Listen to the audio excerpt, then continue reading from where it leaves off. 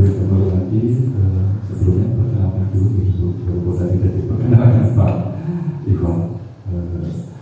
Nama saya Pak Agung Caksono. Saya guru di SMK Negeri 1 Pemalang. Kebetulan oleh kementerian ditunjuk sebagai pengajar praktek guru. Jadi saya mengikuti program pemerintah, mengikuti program Kemendikbud untuk program guru penggerak itu. Dan ini mau dapat guru dari dan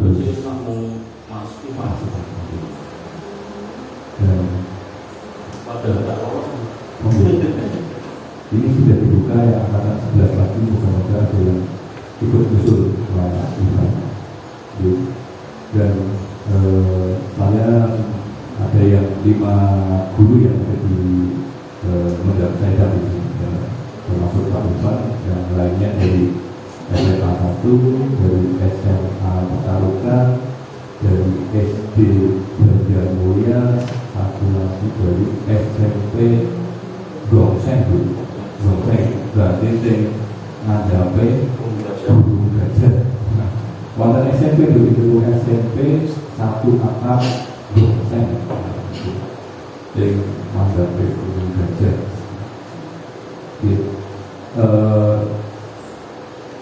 Itu posisi saya. Jadi hadirnya di sini itu merupakan kegiatan dengan nama pendampingan individu dalam rangka kegiatan guru penggerak. Dan pendampingan individu itu ada 6-7 kali untuk persiapannya. Dan ini yang kedua kali. Sebelumnya waktu Pak Ivan masih ada di SDIT 2D. Dan sekarang sudah di sini, alhamdulillah saya sudah SK-nya keluar. Sebelum SK-nya keluar, mintanya mundur Pak, pada sekolahnya. Tapi alhamdulillah Pak Ivan tetap semangat gitu kan. Alhamdulillah sampai sekarang ada ketika sudah keluar SK-nya di sini. Jadi saya pertama mau ini juga untuk menjaga di sini. Untuk tema pendampingan individu tahun yang pertama di sini adalah tentang visi misi sekolah kaitannya. Jadi ada disclaimer-nya, jadi bahwa yang diskusikan di sini itu sebatas untuk diskusi saja, Pak. Artinya tidak harus nanti ternyata diskusi visi misi sekolah, visi misinya diganti loh. Ini kami sekolah bukan kami. Ini sebagai proses pembelajaran guru penggeraknya, jadi Pak Ivan untuk pembelajaran itu. Jadi kami disebut di kita itu ya. Jadi diskusi ini tidak mempengaruhi sekolah, tapi ini untuk sebagai bahan latihan untuk Pak Ivan dan sebagai tempat menyelesaikan tugas Pak Ivan untuk menyelesaikan itu. Mungkin seperti itu Pak. Jadi kita mungkin yang luar biasa, sekolahnya besar sekali Pak. Saya kira asetnya sangat luar biasa, luas, dan dibanding sekolah yang di kota itu masih yang agak sampai itu. Oke, terima kasih Pak. Mungkin sambutan saya itu dan Bapak Ivan. Assalamualaikum warahmatullahi wabarakatuh. Acara selanjutnya adalah sambutan dari Bapak Selamat selaku Kepala Sekolah SDN 2 Kedudukan. Waktu dan tempat kita diskusikan. Assalamualaikum warahmatullahi wabarakatuh. Bismillahirrahmanirrahim. Alhamdulillah wa sallallahu ala sayyidina Muhammadin wa ala alihi wasallam. Yang saya hormati Bapak Agung Caksono selaku pengajar praktek guru dan kita lupa kepada teman-teman, wabil khusus Mas Ivan Amri yang saya ceritakan yang bermati. Pertama-tama marilah kita berikan dulu waktu yang ini kita masih boleh silakan gunakan semangat sehingga kita masih bisa beraktivitas antara lain yaitu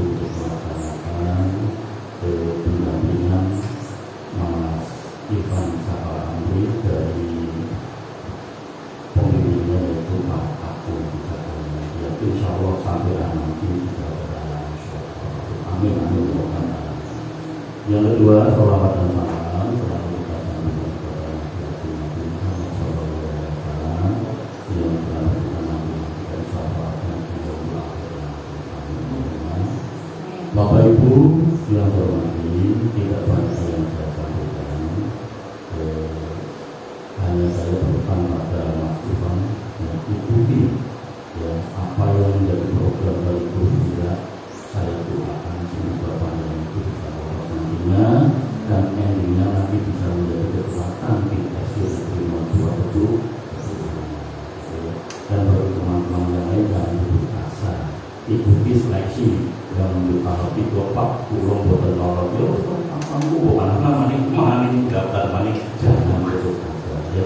Bagi ya bagi semoga-moga lemparan dengan buku bisa ya sebagai muka-muka anak ya itu walaupun istilahnya perempuan sekarang gender ya istilahnya tidak perempuan tidak laki sama saja ya, yang penting kemampuan kita ya mampu lah ya, jangan bosan-bosan ya sekarang jadi guru tunggal yang memang kalau misalkan kita perhatikan yang memang berat ya seperti ini tapi nanti kalau sudah lolos ya nanti ada ya semacam kemudahan juga ya istilahnya sekarang dapat jadi kepala sekolah saja ya diambilkan dari guru ya terus mungkin ada juga yang lain ya.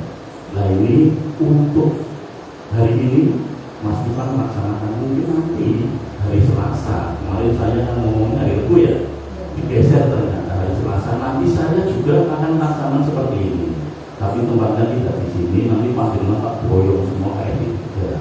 Dalam rangka penilaian kinerja AS include melalui PMM ya tapi masalahnya yang mungkin beda kalau tadi Mas Ivan disampaikan Pak Agung itu masalah visi misi nanti visi misi kita dibongkar tapi saya kan kemarin pesan tahu Mas Ivan Mas kejebawa yang Anda pikir tak ditambahi ya gitu siapa ya saya tahu kemampuan Mas Ivan ya. Itu selanjutnya Bapak Ibu nanti Bapak Ibu tolong dukung program ini ya siapa tahu panjenengan besok ada yang butuh seperti ini ya kita dukung ya kalau jangan punya pikiran kalau seperti mana panjenengan dan sebagainya jangan seperti itu kita sama-sama ya satu lembaga kita harus saling merasakan kalau misalkan panjenengan besok masih bisa lolos panjenengan ada yang seperti ini kan kita dukung ya syukur-syukur saya masih alami kalau saya tidak alami ya nanti barangkali yang nyuruhi saya di sini bisa mendukung gitu ya dari saya cukup sekian selamat Mas Ivan istilahnya dipulihkan dengan sebenar-benarnya dan saya minta dengan hormat pada Pak Agung diberilah kemudahan untuk guru saya Mas Ivan Capa yang Assalamualaikum warahmatullahi wabarakatuh.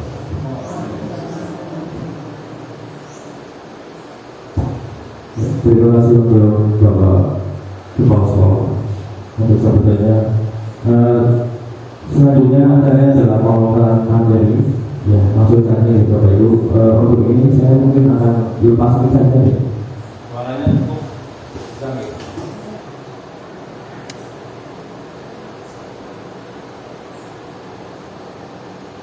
Nah, Bapak Ibu dari modul 1.4 ini saya belajar yang namanya adalah budaya positif. Bagaimana mengembangkan budaya positif di sekolah? Apakah itu budaya positif?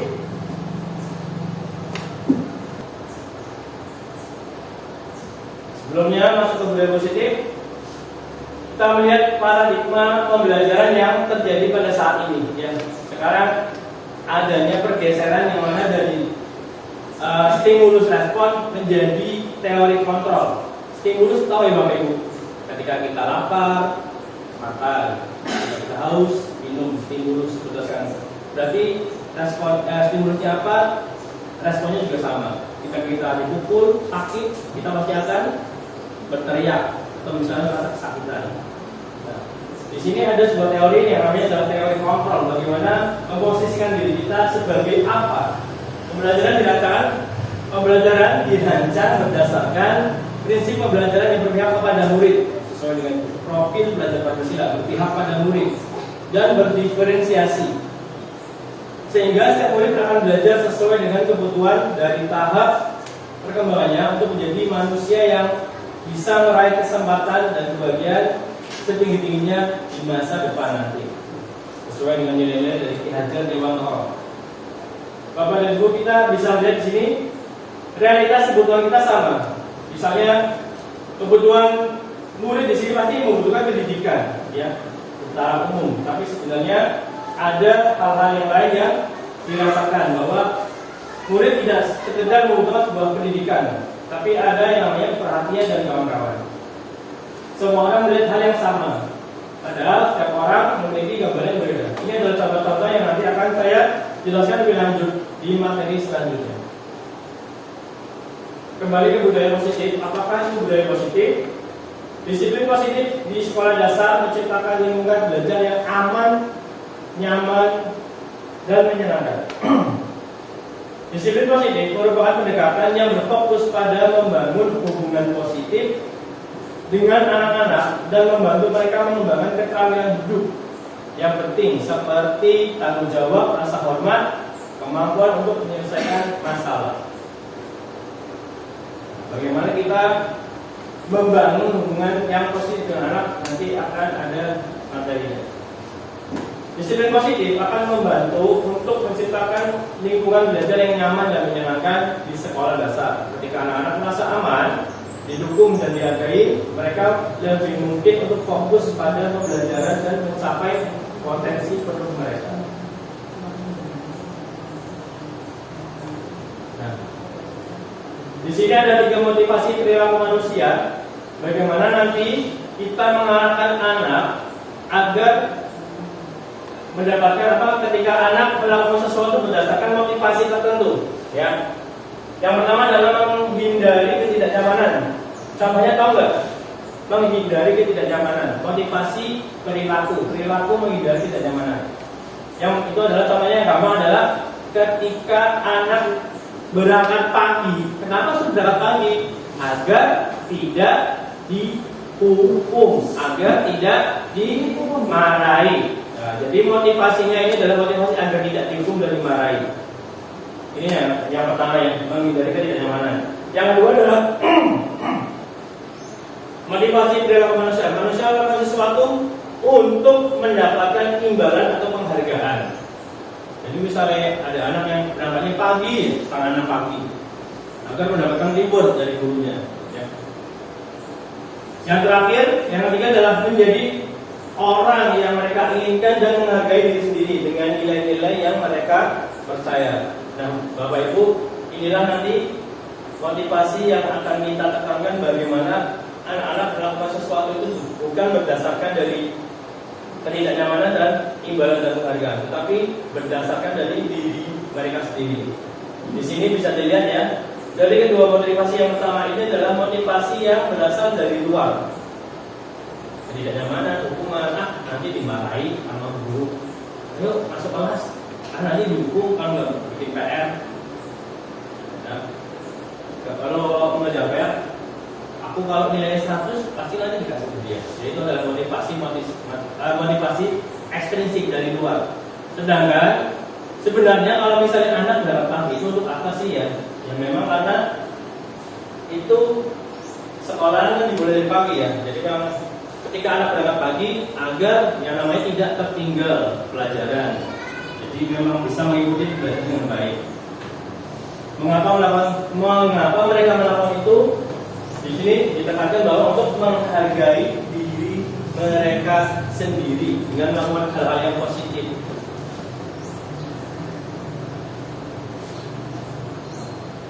Nah, sebelum kita masuk ke materi selanjutnya, di sini ada 5 kebutuhan dasar manusia.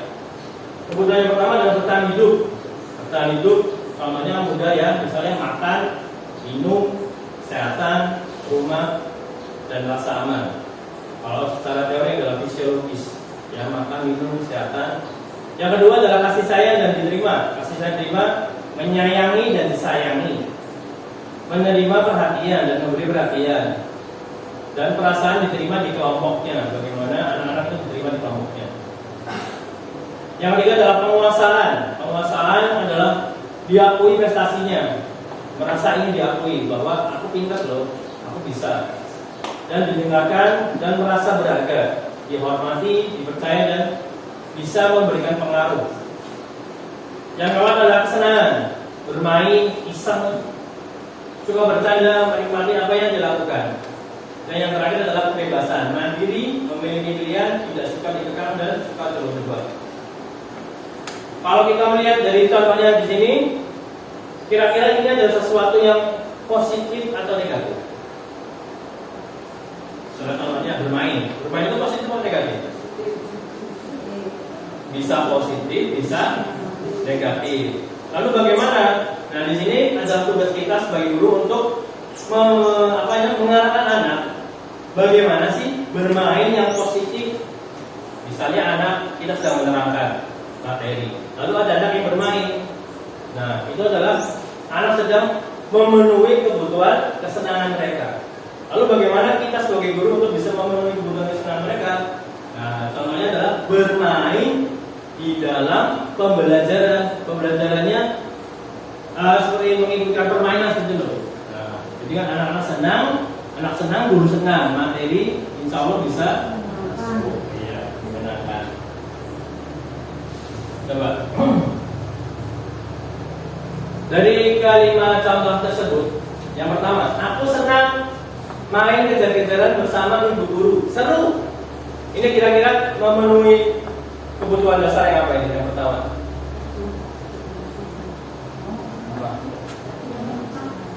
Apa lupa? Bertahan hidup, kasih sayang, penguasaan, kesenangan, atau kebebasan. Ya, kesenangan. Senang dikejar-kejar sama guru.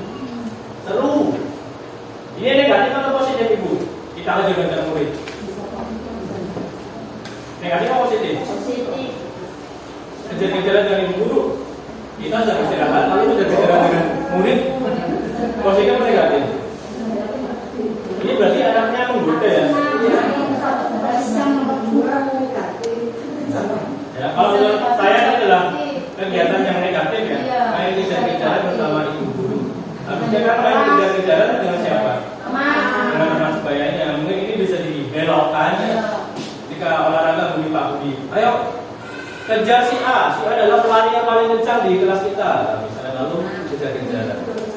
Bagaimana membelokkan kesenangan-kesenangan ini menjadi hal yang positif? Yang kedua, aku hebat kan? Bisa bikin ibu guru kejar aku. Ini apa ini? Ada kata hebat. Kesenangan apa ini? Apa? Penguasaan. Ingin diakui. Aku hebat kan?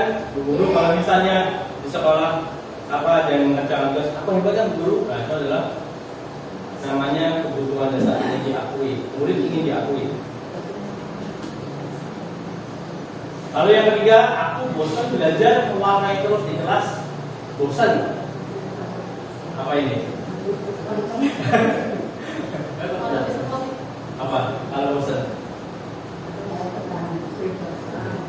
Ya, kebebasan, tidak suka ditekan. Mungkin kita bisa mengarahkan anak-anak belajar di dalam kelas, berarti mewarnainya di luar, bisa memberikan tugas.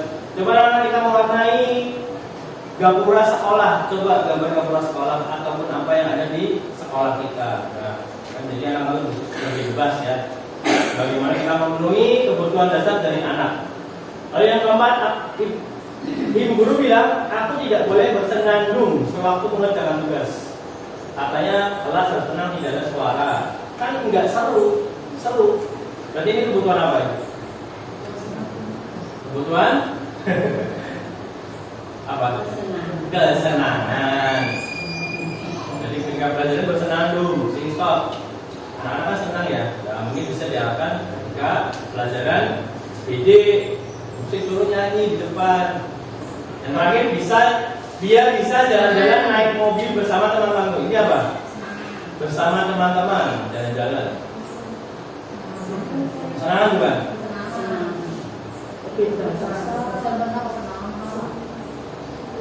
Kalau ini masuknya adalah bersama teman-teman, penguasaan, bagaimana dia diakui sama teman-teman mereka. Begitu Ibu, bahwa murid kita itu memiliki 5 kebutuhan dasar yang sebenarnya harus kita penuhi. Hanya saja memang bagaimana pintar-pintarnya kita sebagai guru untuk mengembangkan sebuah pembelajaran yang bisa memenuhi kebutuhan dasar dari murid-murid kita. Nah, selanjutnya adalah 5 posisi kontrol. Ada 5 posisi kontrol yang bisa dilaksanakan kita sebagai guru. Ini saya juga baru tahu ketika membaca modul ini. Oh iya ya, ternyata saya selama ini adalah seorang penghukum. Seorang penghukum adalah menggunakan hubungan fisik maupun verbal. Orang-orang yang menjalankan posisi penghukum senantiasa mengatakan bahwa sekolah merupakan sistem atau alat yang dapat menekan murid-murid berbicara. Jika anak yang kesalahan langsung dihukum, berdiri di depan, langsung spontan keluar. Yang kedua adalah membuat rasa bersalah. Membuat rasa bersalah adalah biasanya guru akan bersuara lebih lembut. Membuat rasa bersalah akan merupakan keheningan, membuat orang lain merasa tidak nyaman. Ya, nanti contohnya setelah ini.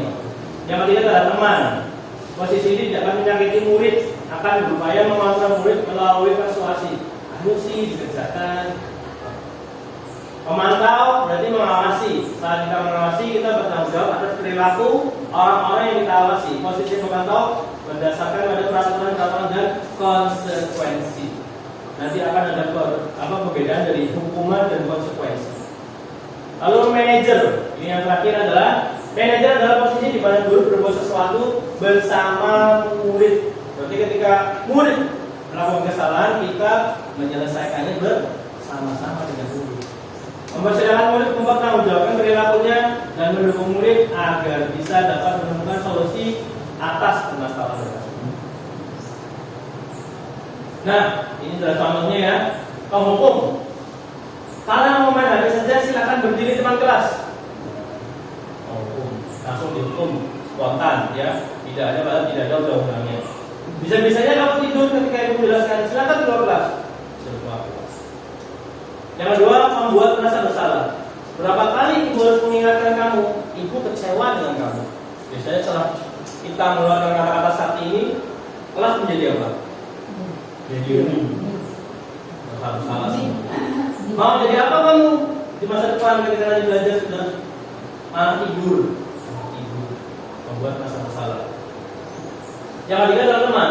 Ayolah, jangan ribut. Buat ibu bangga ya hari ini kamu jangan ribut. Jadi persuasinya antara bukan antara guru dan murid, tapi antara teman dan teman. Ya udah, gak apa-apa kamu tidur di pelajaran saat ini. Pertemuan minggu depan jangan lagi ya. Jadi melegakan tidur di kelas boleh. Padahal tidak boleh ya Bapak itu ya. Karena kita fair dan best friend. Yang mau adalah pemantau. Kamu sudah tidak lagi menaati kontrak belajar di sekolah dan di kelas. Masih ingatkah konsekuensinya apa? Coba ingat kembali kontrak belajar itu dengan konsekuensinya. Di sini ada konsekuensi. Konsekuensi itu berbeda dengan yang namanya hukumannya, Bapak Ibu. Misalnya ada anak yang mematahkan pensil temannya. Konsekuensinya apa? Mengganti. Itu bukan hukuman karena dia sudah mematahkan, berarti harus berkonsekuensi menggantinya. Misalnya ada yang terlambat olahraga. Dan Pak Bobi sudah olahraga sudah mulai. Ada yang terlambat datang. Konsekuensinya apa biasanya? Ya disuruh lari. Lari ini bukan hukuman ya, tapi agar warming up, pemanasan. Jadi bisa dibedakan yang namanya konsekuensi sama hukuman. Kalau hukuman itu secara sepihak biasanya langsung.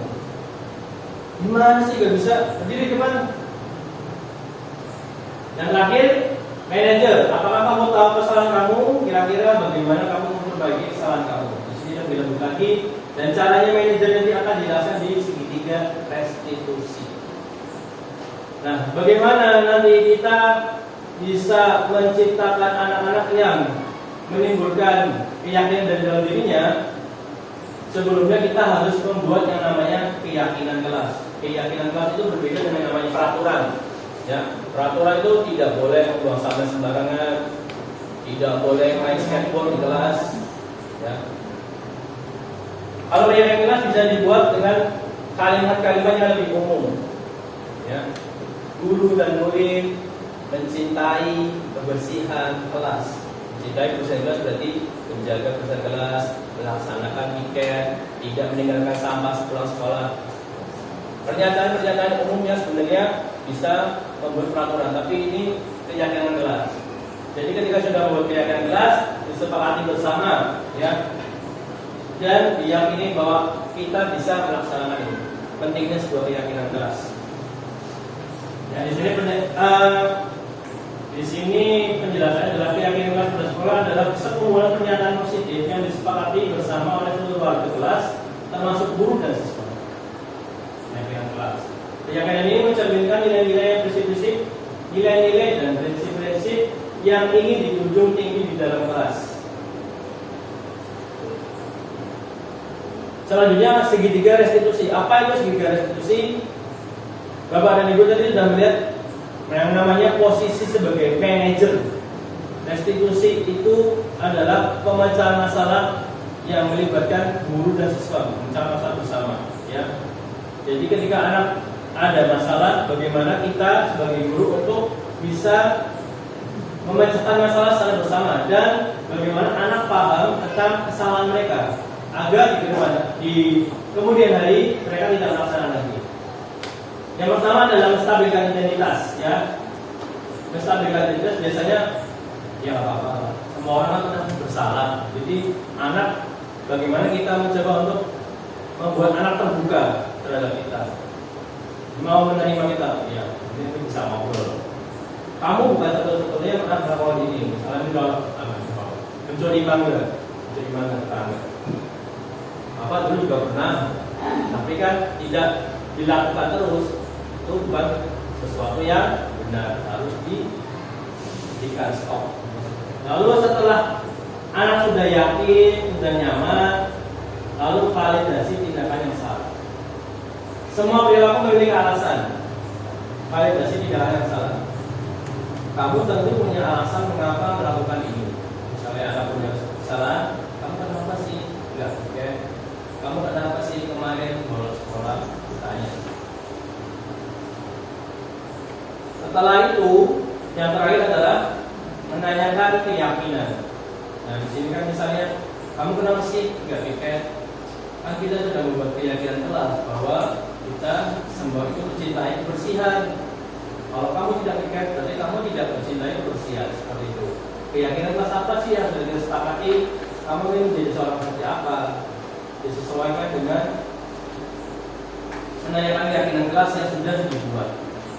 Ini tiga restitusi penting sekali, di mana nanti kita posisinya sebagai manajer untuk menyelesaikan masalah yang dihadapi oleh anak, tidak langsung memberikan hukuman ataupun konsekuensi. Nah, di sini contohnya menstabilkan identitas merupakan langkah pertama dan fundamental dalam segitiga restitusi. Tujuannya adalah untuk membantu individu melakukan kesalahan, melihat diri mereka sebagai individu yang berharga. Ya, kesalahan. Membantu individu yang melakukan kesalahan, melihat diri mereka sebagai individu yang berharga. Misalnya ada anak yang mencuri uang temannya. Kamu itu lebih dari ini loh seharusnya, tidak harus mencuri. Ya, mampu belajar dari kesalahannya masing-masing. Ya. Di sini contohnya ada kata-katanya yang pertama adalah berbuat salah itu tidak apa-apa kok. Tidak ada manusia yang sempurna. Bagaimana kita menstabilkan emosi anak agar kita bisa masuk lebih dalam kepada anak, ya. Bagaimana kita bisa lebih masuk ke dalam anak. Saya juga pernah lakukan sesuatu, kita bisa menyelesaikan ini. Kita bisa menyelesaikan ini bersama-sama. Bapak Ibu tidak tertarik mencari siapa yang salah, tidak tertarik. Lalu yang kedua adalah validasi tindakan yang salah. Menanyakan anak, kamu betul mencuri, kamu betul mengambil uang temannya. Padahal kamu bisa melakukan yang lebih buruk dari ini ya. Contohnya ya, kamu pasti punya alasan. Kamu kenapa sih ambil uang temannya? Validasi tindakan yang salah merupakan langkah kedua dalam segitiga restitusi. Tujuannya adalah membantu individu memahami motivasi dan asal penyebab di balik perilakunya yang salah. Kenapa sih? Seperti ini kenapa? Sehingga mereka dapat belajar darinya dan membuat pilihan yang lebih baik di masa depan. Ya. Dan yang lain adalah menanyakan keyakinan, meyakinkan siswa. Merupakan langkah ketiga dan terakhir dalam sebuah institusi. Tujuannya adalah untuk membantu individu menghubungkan perilakunya dengan nilai-nilai dan keyakinannya, sehingga mereka dapat membuat pilihan yang lebih selaras dengan prinsip-prinsip moral mereka. Contohnya adalah apa yang kita percaya sebagai kelas atau keluarga. Misalnya ada kasus seperti tadi mencuri, kan kita satu keluarga, satu kelas. Kamu kok tega mencuri uang dari teman kamu? Atau seperti itu. Apakah nilai-nilai umum yang kita sepakati, lalu apa bayangan kita ke kelas yang jelas? Bagaimana kita mengarahkan murid untuk berbuat hal positif setelah melakukan kesalahan, mengarahkan mereka dan membangkitkan motivasi intrinsik mereka bahwa mencuri itu salah ya.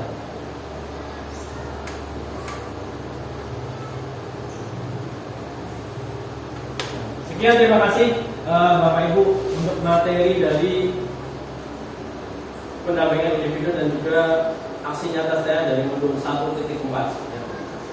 Mungkin ada pertanyaan dari materi yang sudah saya sampaikan kepada Bapak Ibu.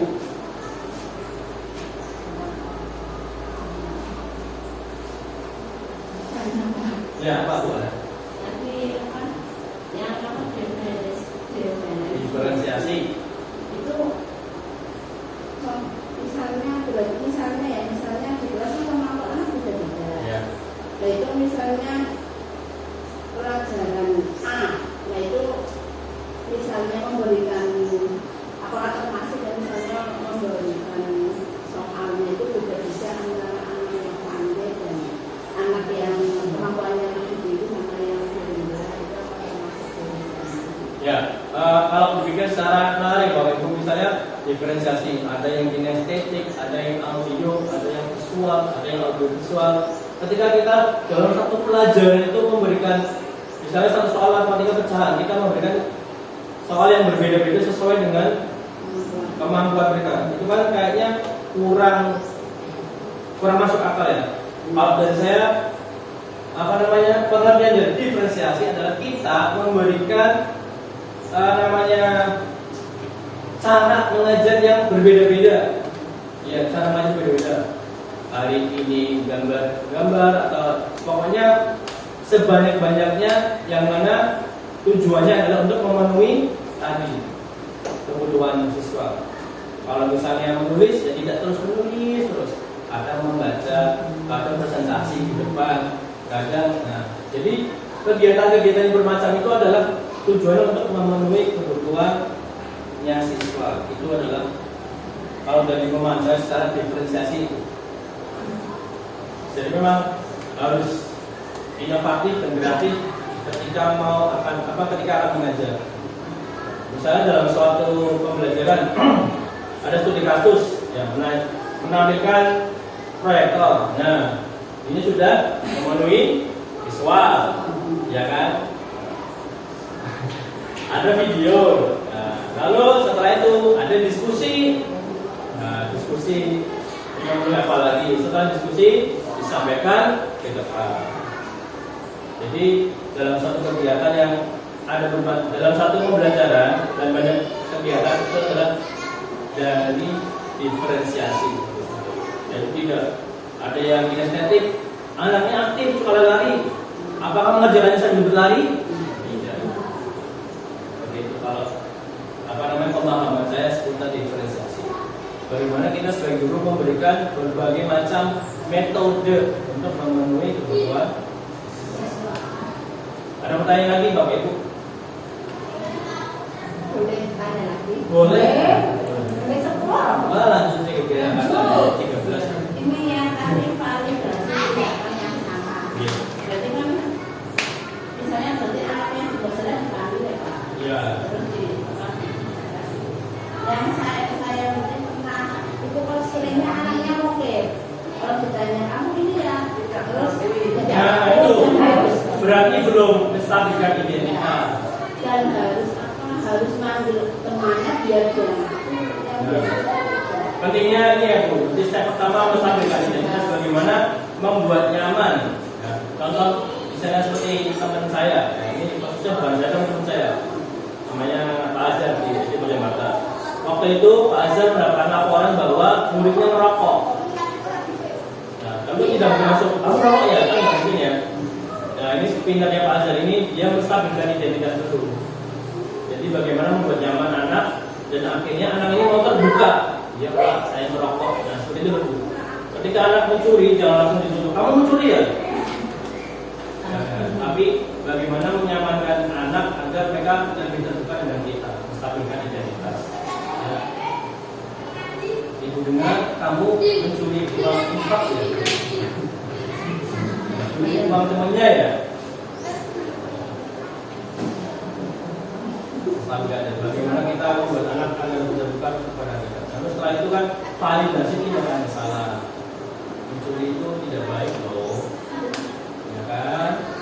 Lalu setelah itu menanyakan keyakinan, jadi membimbing anak agar tidak melakukan kesalahan yang sama di depan harinya.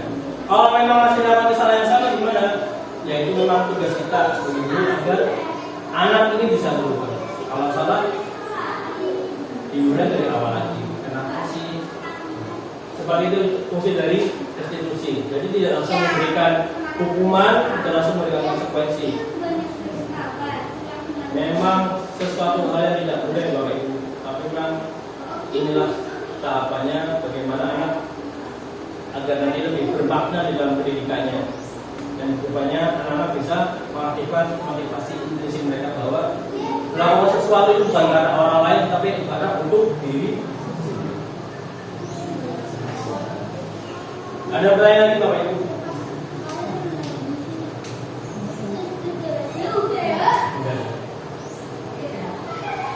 Kalau tidak ada pertanyaan,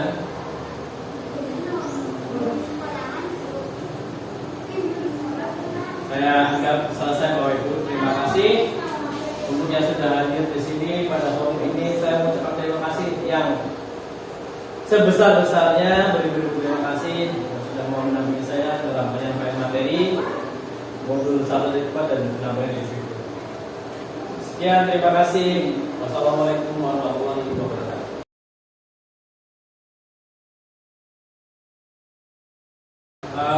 Bapak Ibu, Ibu yang saya hormati, sesuai dengan yang saya sudah jelaskan tadi, mengapa sih saya menerangkan sampai dengan keyakinan keras, yang mana kegiatan-kegiatan yang sudah dilaksanakan tadi seperti keyakinan keras dan semuanya itu adalah untuk mewujudkan yang namanya ini visi dan misinya sekolah.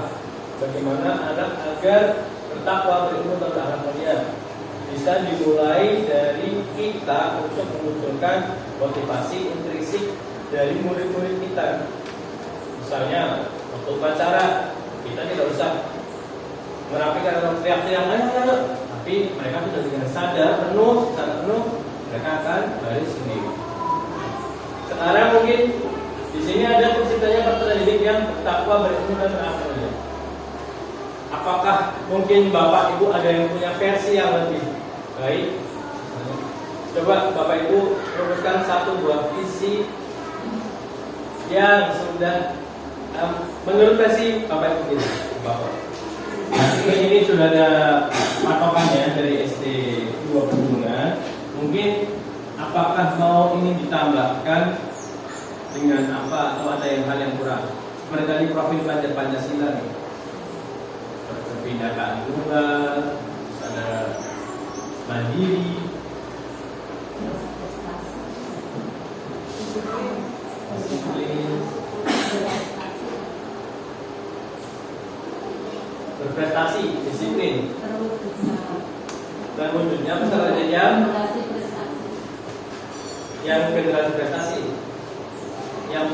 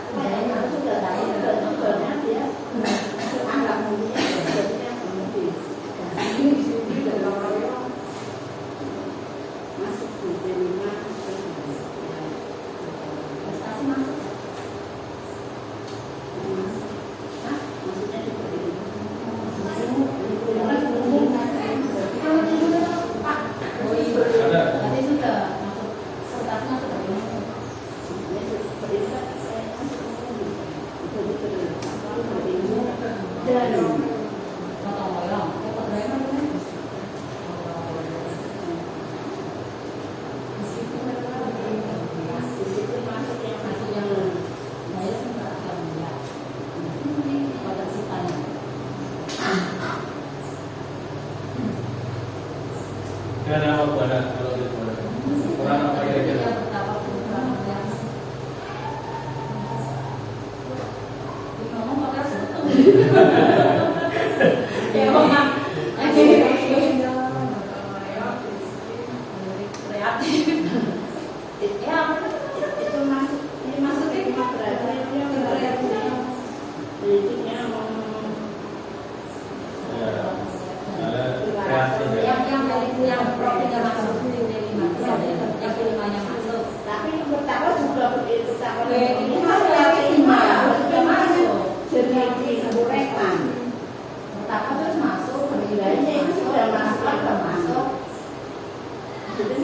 Kalau berkepentingan global tahu apa artinya?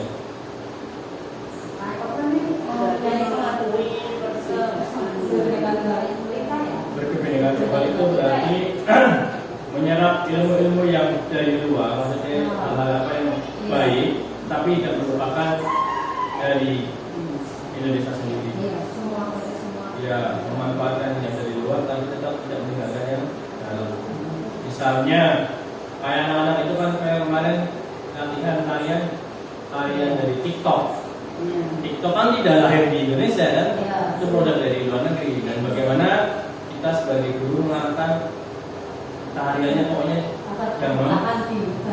ya, tetap mengampilkan keindonesiaan, misalnya pakai selendang atau pakai apa, dan tidak terlalu vulgar, misalnya tidak terlalu meleok-meleok, sesuai dengan budaya timur kita. Nah itu kebinekaan global. Kalau kreatif berarti nanti gimana Bu Cinta? Kreatif berarti gimana? Untuk namanya pelaksananya mungkin itu ya TKP 5 ya. Bagaimana anak-anak menghasilkan hasil karya yang berbeda, kreatif.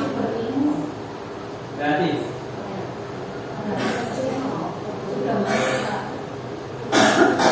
Kreatif sebenarnya hasil karya cipta ya. Karya cipta bisa.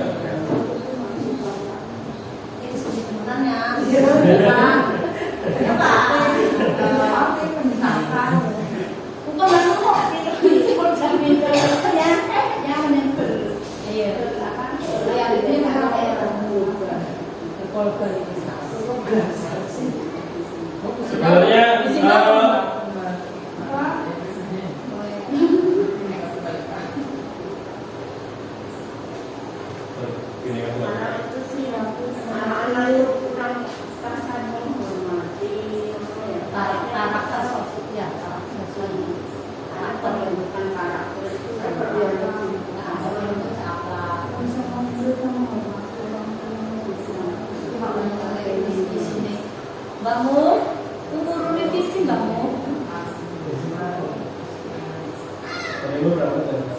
sebenarnya kan semakin banyak nilai positif yang ada di sebuah visi, nanti kan bisa dijabarkan di misinya, lalu dituangkan ke dalam kegiatan-kegiatan yang ada di sekolah. Jadi memang terciptanya sebuah visi itu tidak serta-merta tercipta begitu saja, tapi memang harus kita laksanakan. Dan misi-misi yang dilaksanakan memang 1 sampai 3 tahun tidak efektif, bisa diubah misi-misinya, tapi tetap berdasarkan visi. Kalau misalnya bertakwa berakhlak mulia itu dari tadi ya, menghormati satu antara satu dengan yang lain. Ada lagi nggak kira-kira nilai positif apa sih yang mau ditambahkan pada visi?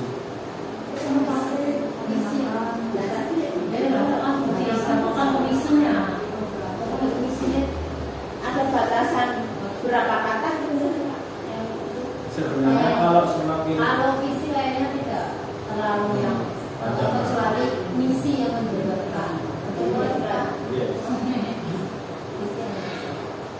Ada batasan. 4 sampai 5. Iya, kecuali kalau misi.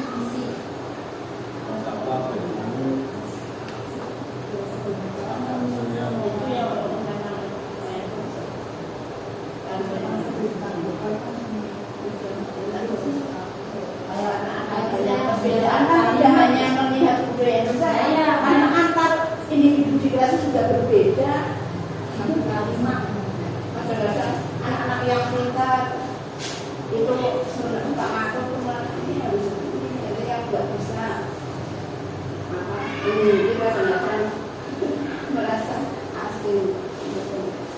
Berarti itu kebutuhan apa tuh kalau supaya anak-anak tersebut?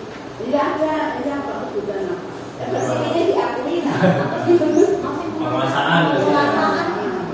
Penguasaan. Nah itu. Paksa kan dimakan Pak.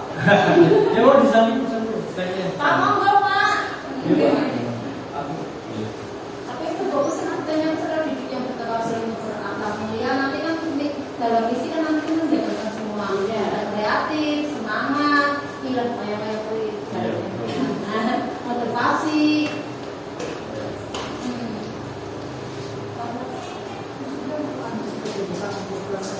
Semuanya. Semuanya yang terciptanya tadi yang pertama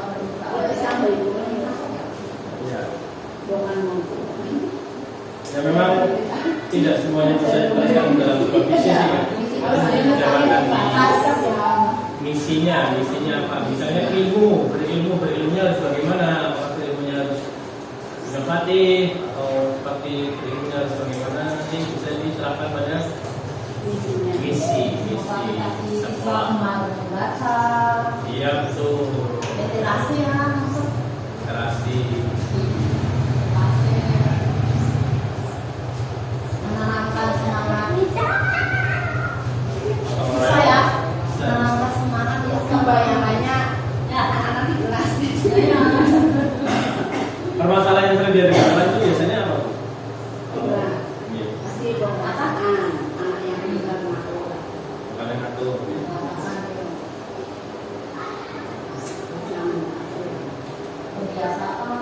Akhirnya anak yang keras tidak bisa menyendiri sendiri Pak, melongkok sendiri. Masalah sendiri.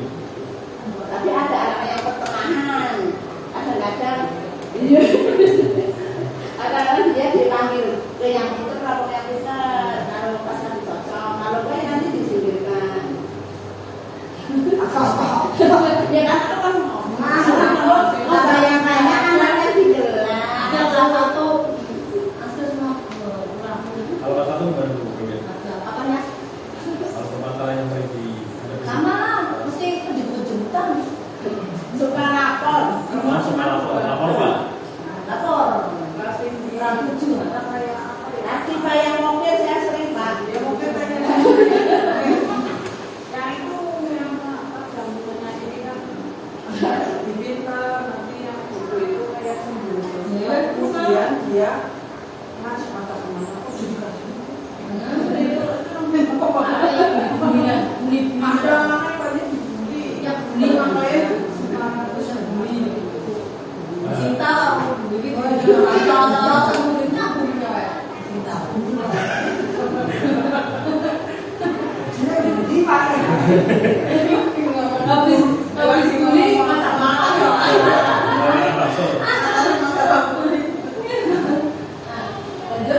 Ya, memang tugas kita apa? Bagaimana kita mengarahkan misalnya tadi ada anak yang bodoh, misalnya kurang ya, tetapi dia bisa memprovokasi teman-temannya. Jadi dia kan sebenarnya tidak bodoh, tapi memiliki kelebihan itu ya.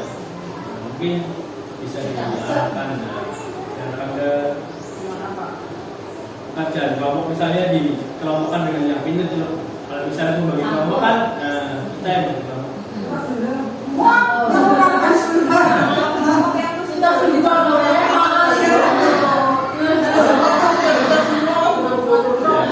Bagaimana kita sebagai guru meyakinkan ya, murid semuanya itu sama, tidak boleh. Tidak.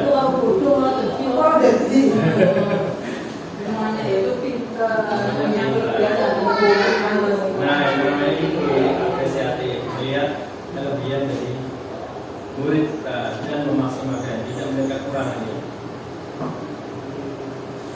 Murid itu Bapak Ibu ada pertanyaan lagi tidak untuk visi misi dan disiplin positif yang sudah saya sampaikan? Bu Ana masih pertanyaan, masih penasaran? Pasnya banyak sekali peluangnya. Tadi malam itu sering main Yang mendukung garap itu Bu Linda sering video dia yang itu. Jadi sering berarti kayak positif yang sekarang